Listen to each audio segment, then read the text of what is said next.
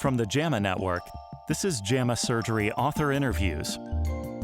Conversations with authors exploring the latest clinical research, reviews, and opinions featured in JAMA Surgery. Welcome, JAMA Surgery listeners. This is Amalia Cochran, the web and social media editor for JAMA Surgery, and I'm here today discussing the outcomes following lung transplantation for COVID-19 related complications in the U.S. My guests today are Dr. Jason Long from the Division of Cardiothoracic Surgery at UNC Chapel Hill. Hi, Dr. Cochran. Thanks for having us. And Dr. Jason Lobo, who's the medical director of the Lung Transplant and Interstitial Lung Disease programs, also at UNC Chapel Hill. Hello. Thanks for inviting us. We're happy to be here. I am very much looking forward to our discussion. It has become standard for me to ask authors about their motivation for the work going into a publication like this. Why did you all think that it was important for us to better understand the outcomes following lung transplant for COVID-19 related pulmonary complications?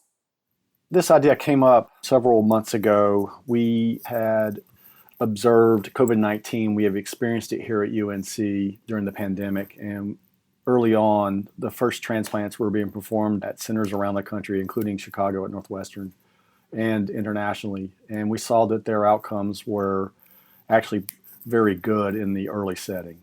And then once the pandemic hit us here at Chapel Hill, we began doing some lung transplants on COVID-19 patients as well and saw that our outcomes were decent. At the time, the data really was localized to centers in and around the U.S., single center studies with small numbers of patients. And so we became curious to see what really was going on around the country and looking at a larger number of patients.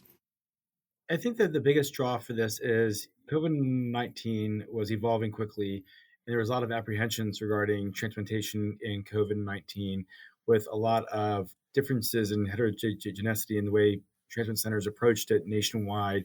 And a lot of centers did not offer transplant for COVID-19 patients, whether they were too sick, whether they were still viral positive. And, they were kind of clustered around really aggressive centers like Dr. Long mentioned, Northwestern programs in Florida and so forth. And we wanted to gather as much data as we could and put it out there to first see if it is safe, to give the smaller, less aggressive centers more confidence in doing them, and to kind of see if we can offer any more data to gauge whether it's safe, because whether it's acute COVID ARDS versus long COVID pulmonary fibrosis, I think it's going to be something that we're going to be continuing to be seeing in the near and far future. So having more data, convincing lung transplant programs that it is safe, and guiding them on how to safely do it was our objective, I believe. That makes a lot of sense.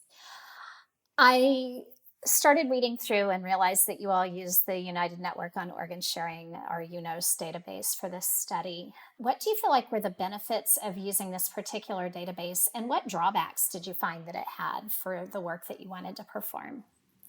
The UNOS database is the largest database for lung transplantation in the United States. And so for that reason alone, it would supply us with the largest number of patients. For our own center, our experience is quite small. We've transplanted 5 patients. So we really wanted to get a bigger scope and get an idea of what was going on nationally. So I think that gave us an idea of what that might demonstrate. And Jason, I'll mention a few weaknesses, and maybe you can add on. Some of the weaknesses with the UNOS database is that we don't have a lot of the variables that we would really like to look at. It's a large database, retrospective, so all the details. And some of those weaknesses are interoperative variables, which we don't have a hold of. We don't know data such as how was COVID-19 diagnosed. We don't have pathologic samples. We don't have biopsy samples from those. And then a lot of the data comes and is institutional data, and so we have to trust what has been entered. And there may be some biases or inaccuracies in that data as well. Yeah, I 100% agree with everything Dr. Long has to say. Everything has to go through, so it's going to capture every single patient that is transplanted in America, especially since living donation so is no longer done except for rare occasions in the United States. So it captures everything. And I agree. The weaknesses are it's all generalities, because you are missing kind of the small data points that you would get from a single study. We also see that when we analyze the International Society of Heart-Lung Transplant data sets, when we review their sets, there's a lot of data there, and they put it together really, really nicely. But again, you have to take it with a grain of salt, because you are missing some of the granular details. And that was one of the questions that popped up to me is this data that exists within the ISHLT? Or is the UNOS database really the best option for that broader brush evaluation of these questions? That's a great question. I think we're going to have more data from UNOS than we are from the Journal of Heart Lung. So first, the Journal of Heart Lung has to be, you actually have to actively submit. So things may be missed. So, but UNOS, everything has to go through UNOS. So any patient that gets transplanted, they will have a record within UNOS. I think UNOS is going to be more accurate and more comprehensive than ISHLT data set.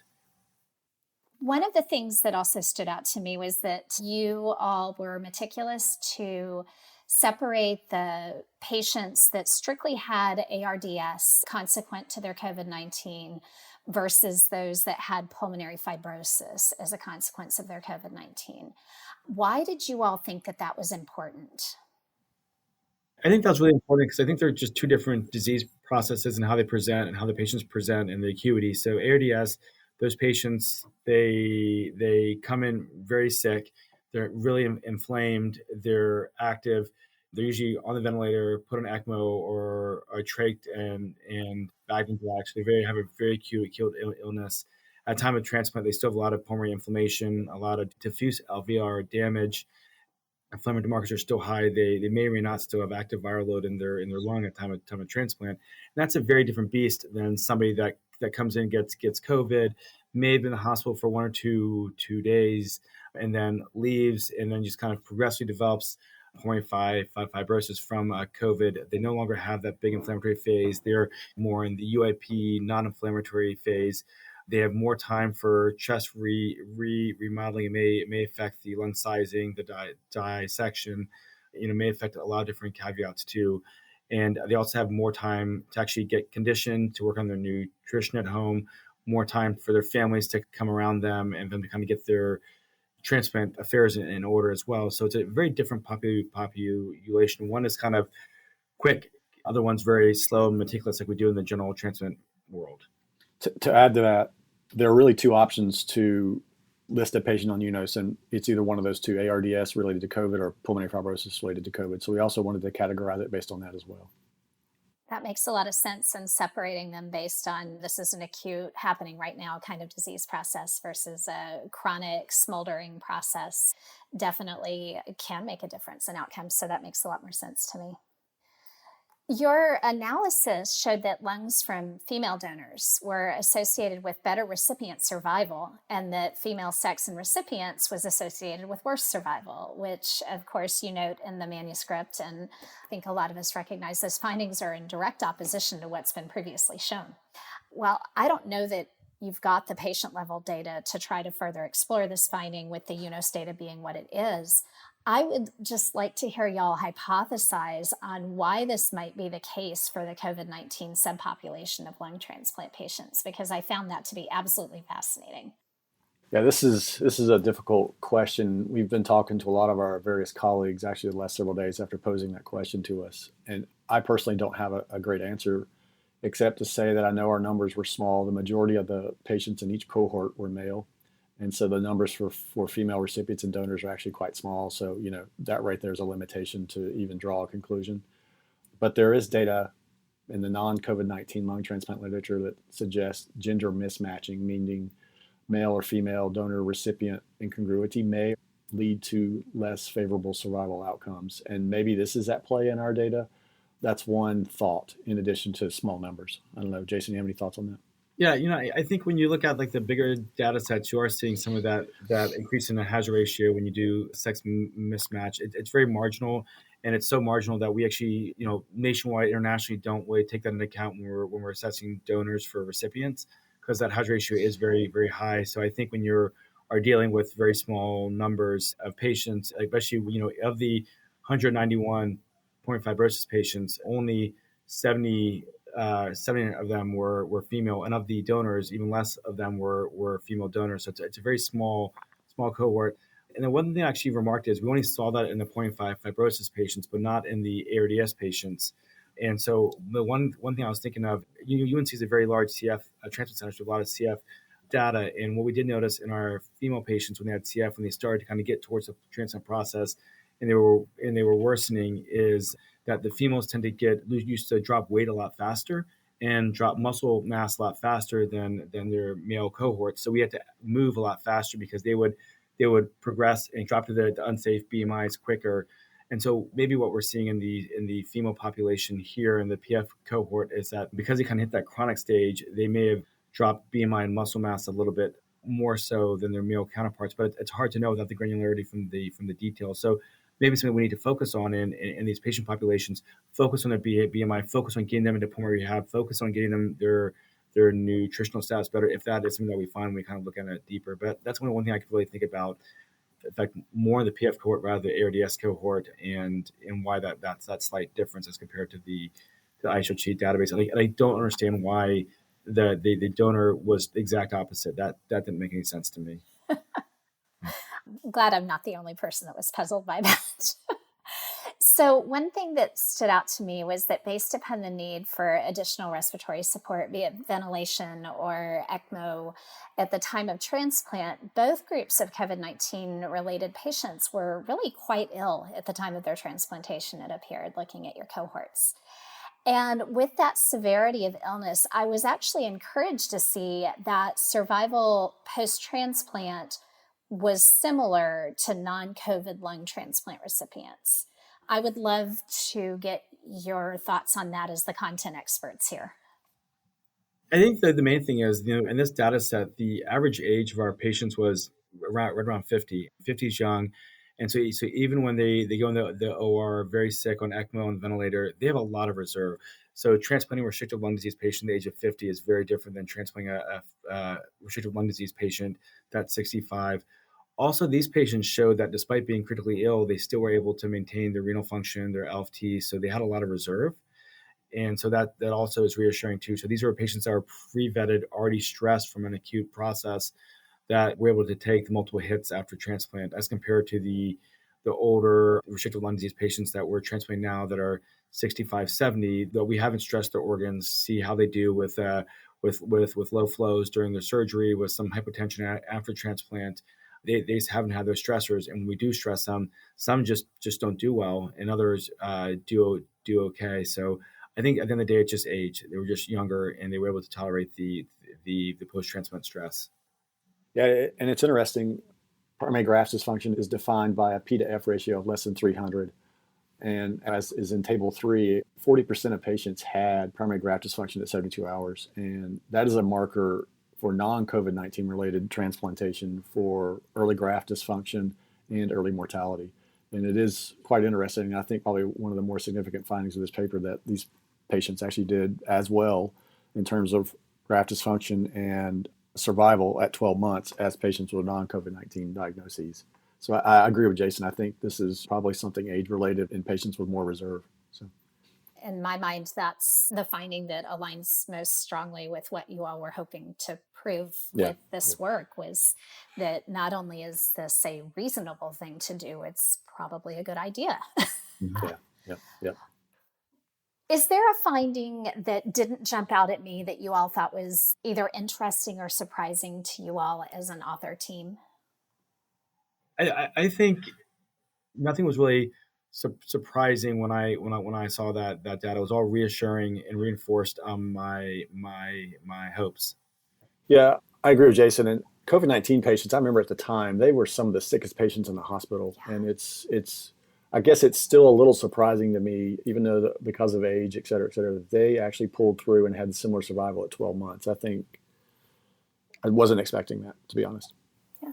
And I think the thing to remember with these patients, we had, over 1 million people die of COVID-19 in the United States, and only 400 patients made it to transplant. Yeah. So these patients were cherry picked, and they were cherry picked by the transplant centers for success. So their families were screened, their psychosocial was screened, their physicality was screened. They were cherry picked. There were a lot of patients that were screened and weren't even offered transplant. So I think another reason why they were so successful was because the selection process was so focused. That makes a lot of sense. Yeah. For my closing question, I would love to have you all share with me what additional questions your work highlighted for you. What do we not know yet about lung transplantation for complications of COVID-19? I think one of the things that stands out in my mind and was mentioned in the discussion is one of the data variables that's not available with UNOS is the time from patient acquiring respiratory failure due to COVID and time being listed. We don't have that data. And so what comes up is, well, how long should we wait until we list a patient with COVID-19 related complications? And would this decision involve viral clearance? Does it involve selection? Where are we with that? And there's a reference in there from one of the authors at Northwestern University where they looked at a little over 100 patients in their cohort that they operated upon. And 36 patients that were being considered for listing basically had mortality before being listed. So quite a significant number of patients. And so we don't know when we should list someone. No, I agree. I think that's one of the biggest things. Like, when can we safely list somebody? Early on, most centers who were transplanting wanted like 2 negative BLs for COVID. So COVID completely gone before they would transplant them. That has kind of changed over time. Now we're just saying 4 weeks or 6 weeks. Don't worry, it's probably just dead virus. So it's changing over time. So those are questions which I want to answer. I'd also would like to kind of know more, what percentage of patients got severe ARDS, developed what looked like end-stage lung disease, but then recovered. Because one of our biggest fears is if we do transplant too early, like we try to, it's safe from a viral standpoint, are we preventing them from actually having a chance of recovery from their lung disease? Are we giving them a lung transplant when they could have actually had full lung recovery? So those are questions that I have, and I think we're just going to have more time and more experience with the virus. But what I'm hoping for is that we're going to get better and better with vaccinations, better and better with antivirals, that this becomes a moot point in the future. But just like early on with H1N1, we were transplanting more of these flu ARDS patients, but now it's a rarity, and that's what I'm hoping for. And I think just looking at long-term outcomes in this specific cohort over time, this is 12 months, but looking at 3-5 year survival would be interesting too, and how that compares to non-COVID-19. So. Makes a lot of sense. Dr. Lobo and Dr. Long, thank you both so much for taking the time to sit down with me today and talk some more about this work. I really appreciate your insights and your willingness to do this.